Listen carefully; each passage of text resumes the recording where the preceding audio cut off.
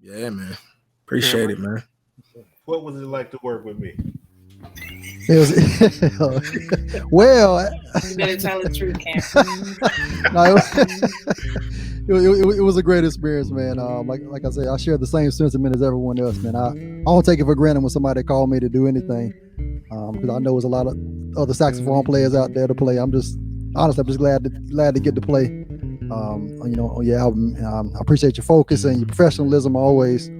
I don't take that for granted. Not a lot of time wasted, and when you know what you want, you can just get right to it. And it was just a pleasure to work with as always, man. Thank you, man. Appreciate that, bro. Yes, sir. And I always want to work with people. I want the experience to be such that if we have an opportunity to work again, there's no reluctance. I want to be that way when I work for somebody else, and I want to provide that feeling for the people that I work with. Yes, sir. Brandy? Oh, you asked me a question? I was opening up the floor, so no, I was opening up the floor. Now, so I think this is really important though, because see, all of you are, with the exception of Mr. Seiler, like all of you are musicians. Like you're playing an instrument. We're all musicians. My instrument is voice, but you're playing an instrument. My instrument is the voice, and when I first started, I am a live performer. I'm a classical artist. I only know the moment. Classical artists are not recorded. It is you buy that ticket, that's what you get. So grab it while you got it, because you're not gonna come back and get it unless we got a deal. And when I first started recording, I was in a very not savory situation. I can say that. I would say that I was not in a very savory situation, and it frightened me to, like, I would go into my sessions and I would be pouring sweat, and it was horrible, and I just could not get through it. And we had just met because we were on tour. And he said, I want you to come and listen to some of this music, but then I need you to do some references for me. I was like, yeah, I can't do that. Like, I don't know that. Like, and I was like, no, please don't ask me. He was like, would you a vocalist? I was like, nah, this is, and like, literally, he probably will tell you, like, I was freaking out just for like that one line that he was asking me to sing. We got nothing done. He was like, are you serious? I was like, yo, I cannot do this.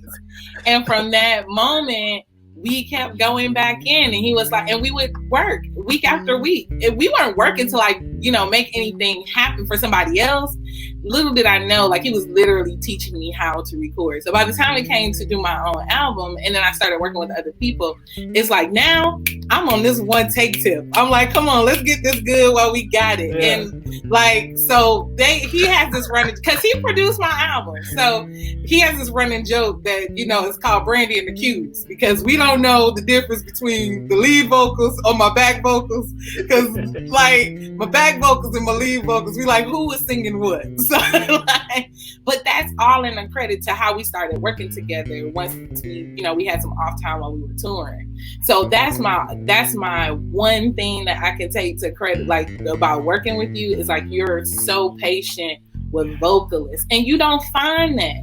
It's really hard, especially for people who are not vocal arrangers. Now, if you were a vocal arranger, that'd be a different thing. But you're producing a whole project. You took on every element. Like, you didn't bring a vocal arranger in. It was just you and I fussing or tears, whichever one. Most of them were mine, about how it works. So I think the patience that you have with a vocalist is number one. So, like, if you've never recorded before, people gonna want to come and record with you, because, like, it's one of the best experiences that I've had. And that's not saying just because we work together. We've been working together like 12 years. So this is not our first round. But I can say that as a recording artist, definitely. And then by the time I started working with other people, they were like, yo, like, you done? I was like, oh, I'm good. Like, I'm satisfied. Like, I don't have to go back and listen to nine. And we went back and listened to something like the first time, and we was like, I said, "Ooh, who was that?" And he was like, "That's you." I was like, "Oh, well, we could just delete that." Like, we don't have to. That's how much I had grown, because we listened to a track that I thought was somebody else's, but it was me. I was like, "Oh no, let's not have this ever again." ever again. So you have a great rapport with vocalists. So Shay, look, she went in and I was listening to that. I was like, yo, she killed. Like, and I know a part of that was in one, she's just a natural talent. Yeah. Period. But then I know that he made that situation very, very comfortable for y'all. Well, no, just to add to that, Shay's particular with the people she likes to work with in the studio. Yep. And like we've worked with some people in the past, and me and Shay had conversations driving home. She'd be like, I ain't never working with them again. You know? Man, people don't understand. That is horrifying. No, it's for real. Horrifying. But I mean, it's not just knowing how to record, knowing how to mix. It's a particular atmosphere that's created so that somebody can come in and not feel pressured to perform, even though we know it's work that got to get done. Right. And like that's appreciated. Like, you know, when you come in and like I've been in situations where we step in there and it take people hours just to get one take, and then you know, and you go in with somebody else and it's the same singer, the same take, but they get that take in 10 minutes. And so I mean the atmosphere is everything in the studio environment. You know, you don't want to go in there and feel uncomfortable because it changes how you approach the song when you feel uncomfortable. So things got to be right in order for you to get that take. And if it's right, we talented, but you create an atmosphere that lets us feel comfortable singing for you. Right. And not pressuring you to sing something. Because I've had people say, well, I don't want you to sing it like that. Sing it this way, because they do know that I have certain flexibilities in my voice. But I'm like, if that's naturally not me, please don't make me that. Because I won't be able to recreate that on the stage. I won't, you know, when I finished my album, I was able to sing my album because it was stuff that I actually would sing. Like now I had to find other stuff not to sing in the live performance. I'm like, I can't sound exactly like the album, but that's the thing. It's like I don't want you to give me the sound that's not mine, that I don't recognize. And I think that's just a shot to your credit. Yeah, you can be a little tough every now and then, but you know, we get it.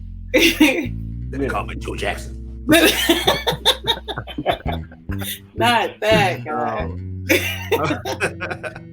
Like I said, when I opened up broadcast, I just really wanted to spotlight the featured artists because you all were very important. Don't think that I just asked you off of some GP. Like I was very intentional with who I wanted on my record. I do want to shout out the musicians that played because they are just as important, even though they were not featured artists. They were very important in how I sculpted the song, the music. So I got Will McLean on drums and David Seal. They played drums and keys respectively on Go Get It. Then I have Sean Murray out of Greensboro. He played the keys. Sean Murray is dope. The homie, Sean Murray, in my opinion, is he reminds me a lot of like a cross between like a Ramsey Lewis and Joe Sample. So he has a touch. He has a touch. Just Cameron, you can relate to that. He just has a touch with how he plays. Brandon Williams and Brandon and Paco are on Feelings. I called Paco in because I had the song done, and I was like, man, I need a guitar player. So oddly enough, when we did the song, there was a guitar player that helped in the process, but I could never get this person to record after several attempts. And then it's no love lost, but I was like, okay, this is not who it's gonna be. And I ran into, I started hearing Paco. He was playing was getting better. And I was like, let me just see, because you know, I don't know. And I hit him up. He was like, yeah, I do it. Yeah, Paco. I tell you, he came in. He was like, okay, what you want? And I was like, XYZ. And he was like, okay, like this. I was like, yeah. Like, yes. And then I'm thinking to myself, why didn't I think to call him sooner? Because he blazed it. He put the feeling in feelings for me, as well as Brandy's vocals. I said, no, wait a minute. Well, I'm joking. I'm joking. Music, not the song, in the music of it, because the song stylistically, it was supposed to be somewhat of a throwback to an old soul kind of, not quite Motown, but it's supposed to have an old style song. So the guitars were very, very influential in developing that. The pad is there, but the guitar, the strumming, and the color around it, that's really what makes the song dance. Paco did it. So huge shout out to Paco. Then I got this cat named Mike Williams. He played Brothers, as well as Joyce Matthew on guitar, from New York. Jairus McNeil. Yeah. So there's probably going to be another opportunity for me to talk about Jairus, because I want to shout him out because he's come in clutch for me several times. But Jairus, he's that player. He's that player on keys. He played hookup, and I have Nehemiah Miller playing guitar on hookup as well. He did some aux stuff, some additional parts for me, and he came in clutch as well. So I just wanted to shout those musicians out who are on the record, not necessarily featured artists, but definitely influential in helping me finish it. So that's it. I love you all. I really appreciate you all. I hope that this, you should feel proud, because I'm proud to have you on it.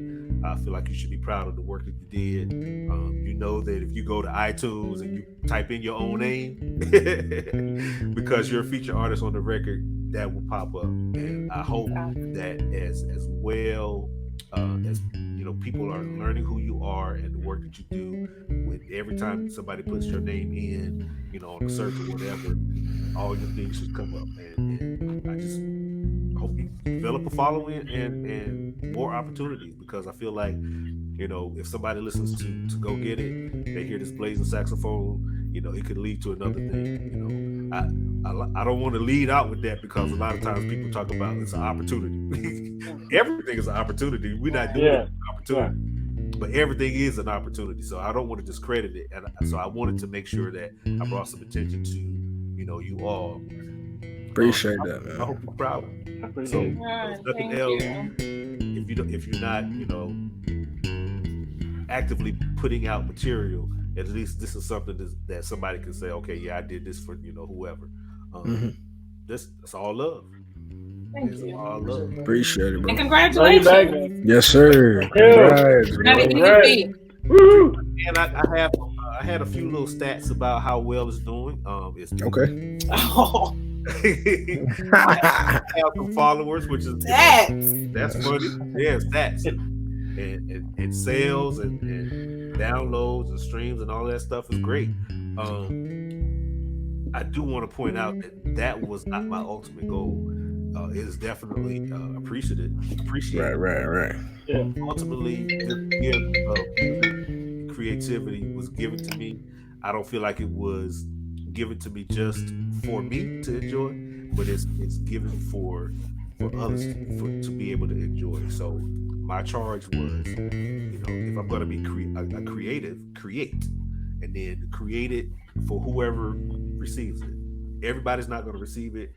I embrace that fact. I know, as musicians, a lot of times we don't embrace other musicians, and that's fine. I'm good with it, because I know that I didn't necessarily create music for musicians. I created music for whoever embraces it. So when they embrace it, I feel like I've done what I was supposed to do. That's the charge that I answered. And, finishing the record was a big accomplishment, because it's been a long time in the process, a long time in the making. But I did it, and I feel like God is pleased with the work that I did, and I feel like He's going to inspire me even more to be creative and to offer up music, so that it could be what whoever listens to it, they need it to be. So thank you. Well, we're part of something very significant. Hey man, thank you for the opportunity, man. Thank you. Appreciate it. Absolutely. Hit that outro for me. All right.